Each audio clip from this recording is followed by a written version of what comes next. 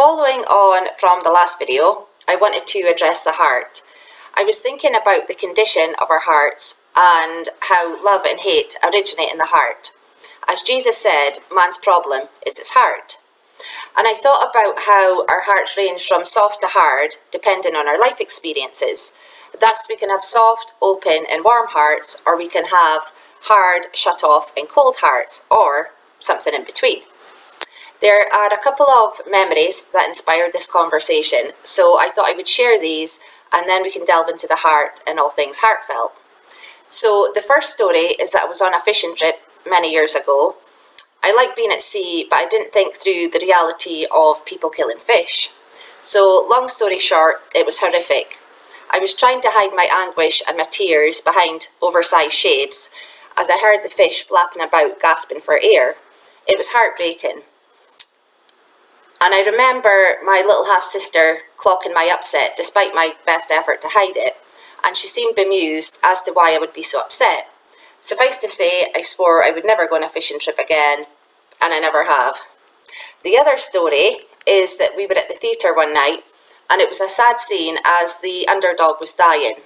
And I thought she was upset like me, so I checked in with her, but she wasn't upset at all, and placated me that she never cries.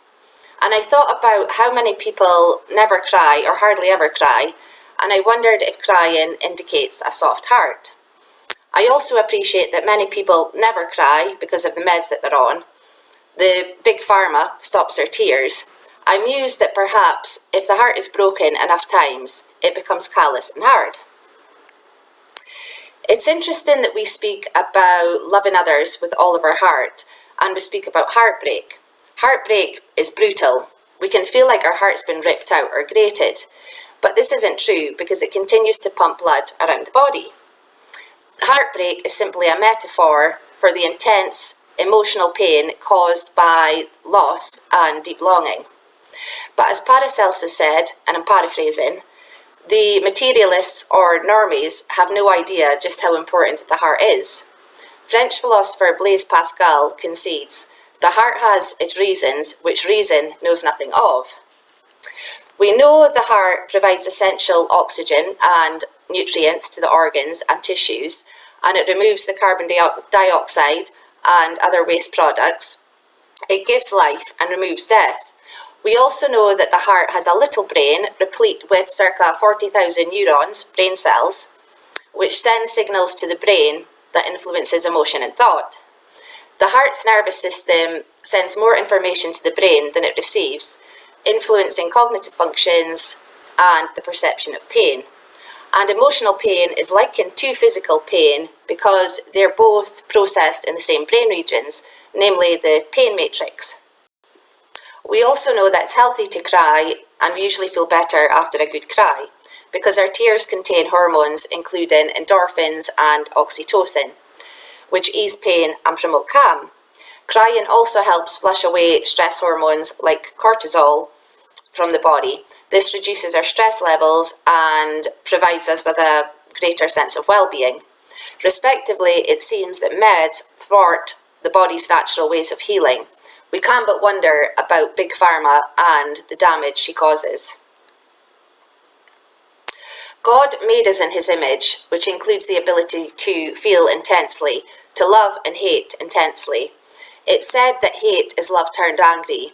We feel angry when we're hurt, and we get hurt when we love. Jesus wept, and God, who is love, got angry. So, to get back to the stories, I thought maybe I have a soft heart. It's easy for me to cry, but my heart wasn't always soft. Before I was a Christian, and especially as a teenager, I could lie like a rug and cheat and steal. I could be hard and mean. We're all social products of the environments that we're born into, and as the existentialists highlight, we're inauthentic automatons until we think for ourselves. Like we realise it's not cool to be hard and mean, and divas are annoying, and football hooliganism is retarded. Football-related violence in the UK is escalating, with the police concerned that the English game is in danger of returning to the dark days of the 70s and 80s. Since the hooliganism that marred last summer's European Championship final at Wembley, The authorities believe the rise in antisocial behaviour is fueled by Class A drugs like cocaine, as well as alcohol. And there's a new, much younger generation of football fans mixing with football risk groups. And it would be good if people realise that high body counts and STDs are nasty. I'm not sure how much people value themselves. Contrary to Freud's supposition, we're more than mere animals with instincts. It seems our hearts define us, it's who we are inside. Proverbs chapter 4 verse 23 states, "Above all else, guard your heart, for everything you do flows from it." Our hearts are the seat of our emotions, and they contain our thoughts, desires, and motivations. Everything we do flows from the heart. The heart is like the control centre of the human life. King Solomon said, "It's the wellspring of life." Our heart overflows into thoughts, words, and actions. It seems hard-headed people have hard hearts. They don't care about God or others. In Ezekiel chapter 3 verse 7, God said to Ezekiel, "For the whole house of Israel is hard-headed and hard-hearted." God's people were unwilling to listen to God, and we haven't changed. In Matthew chapter 13 verse 15, Jesus said, "For the hearts of these people are hardened, and their ears cannot hear, and they have closed their eyes, so their eyes cannot see, and their ears cannot hear, and their hearts cannot understand, and they cannot turn to me and let me heal them." In Ephesians chapter 4 verse 18, Paul said, "They are darkened in their understanding, alienated from the life of God because of the ignorance that is in them, due to their hardness of heart." Jesus also warned us that in the end times, before his return, that men's hearts will harden. In Matthew chapter 24 verse 12, Jesus said, "Because lawlessness will increase, the love of many will grow cold." It seems love is waning, together with values and morals, and more people are demon-possessed today than ever before. We've been forewarned that it's all downhill from here. Psychologist Dr. Erich Fromm stated, "The longer we continue to make the wrong decisions, the more our heart hardens. The more often we make the right decision, the more our hearts soften, or perhaps better, become alive." Fromm spoke about the genesis of evil. He asserted that no one starts out evil, but instead people become evil slowly over time through a long series of choices. Fromm reached his conclusion after researching Nazism for many years. He lived through 2 world wars, and respectively he lost his Jewish faith.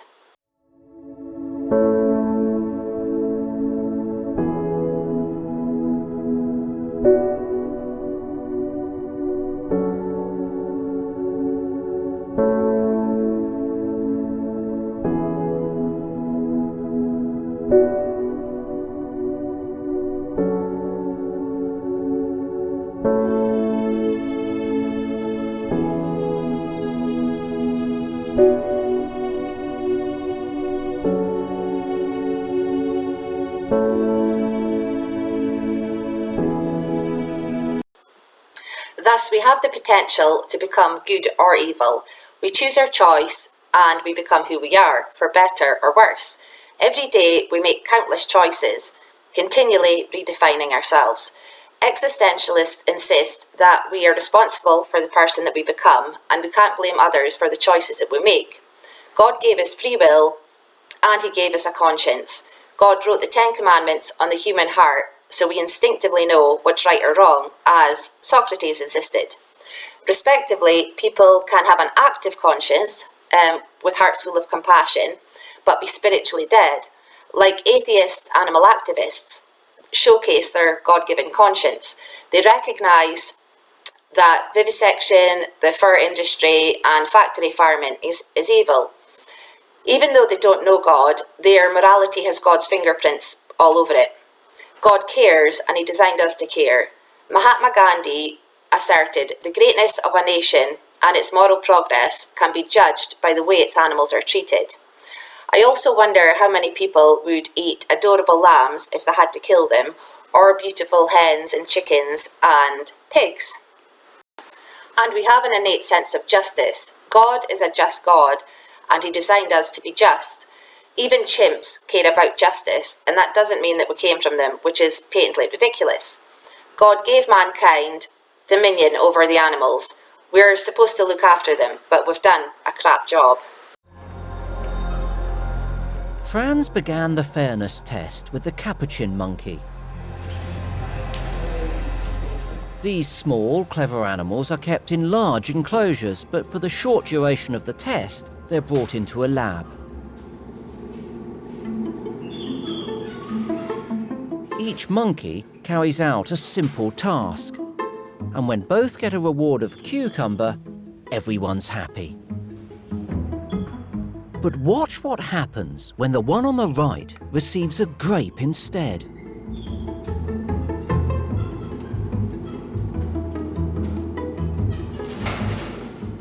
Grapes are so much better than cucumber, and the one who gets cucumber gets really emotionally upset by the fact that the other one is getting grapes.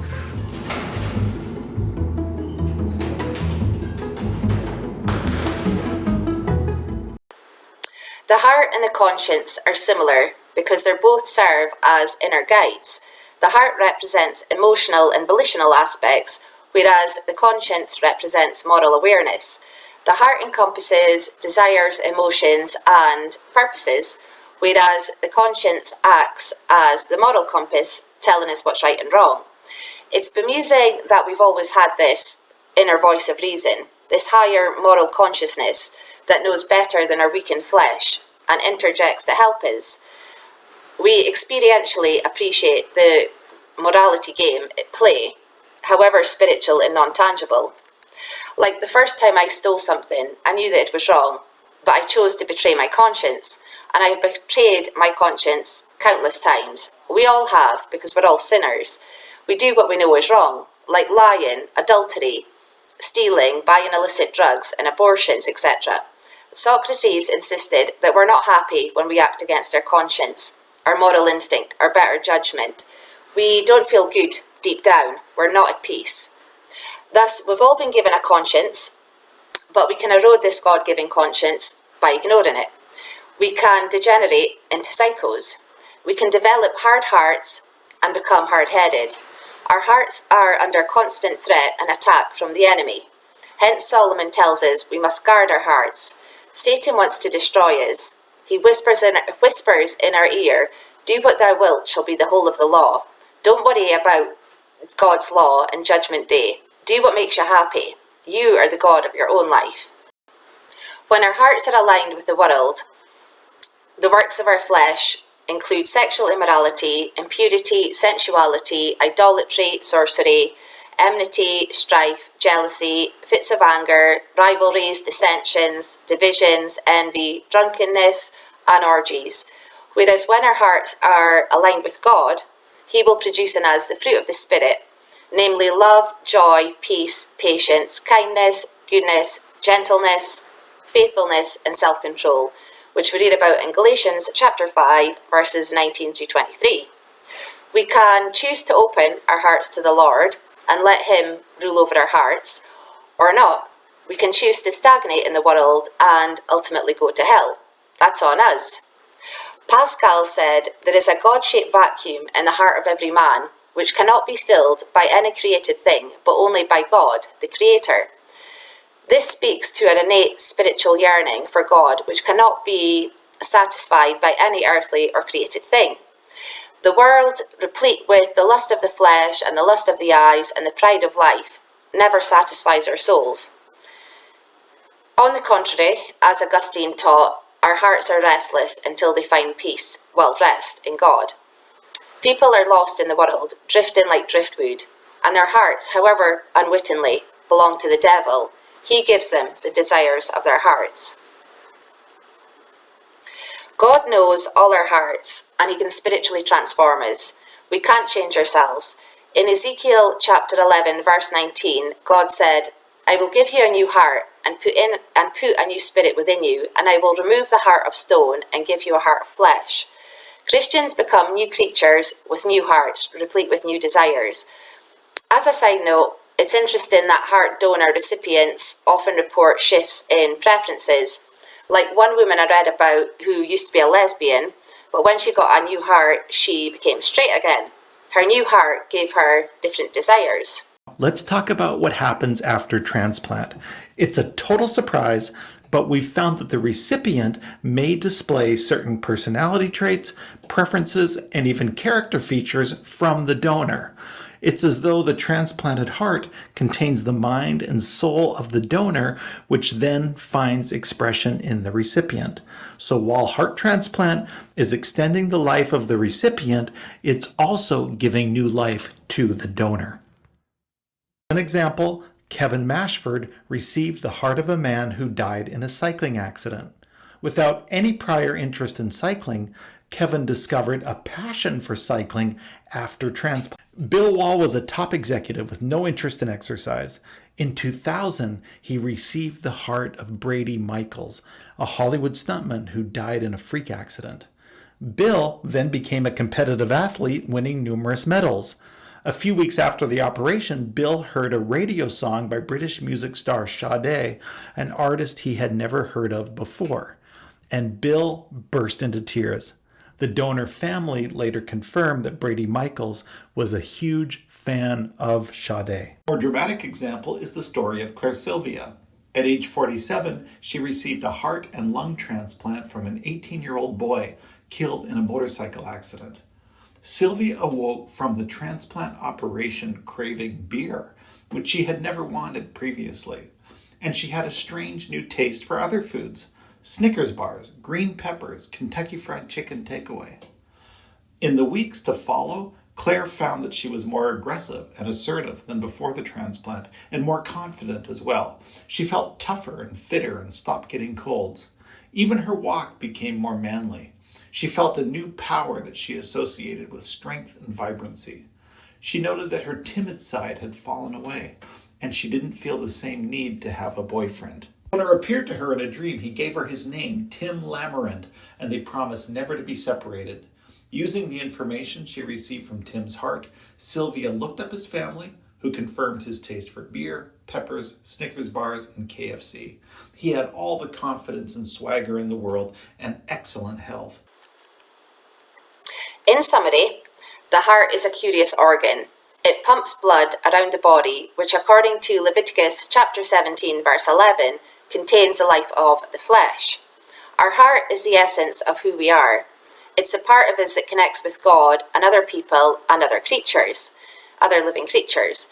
And the conditions of our hearts shapes our actions, relationships, and ultimately our lives. Our destiny depends upon our hearts and where these lead us. Hence, the enemy wants to corrupt and pervert and harden our hearts. Satan wants us to be narcissistic and psychopathic like him, defined by a stunning lack of empathy and zero conscience. God understands why we are the way we are.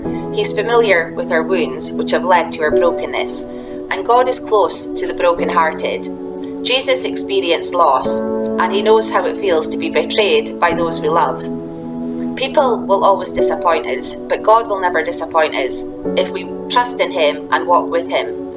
And he's in the business of heart restoration. He heals our broken hearts. He makes all things new.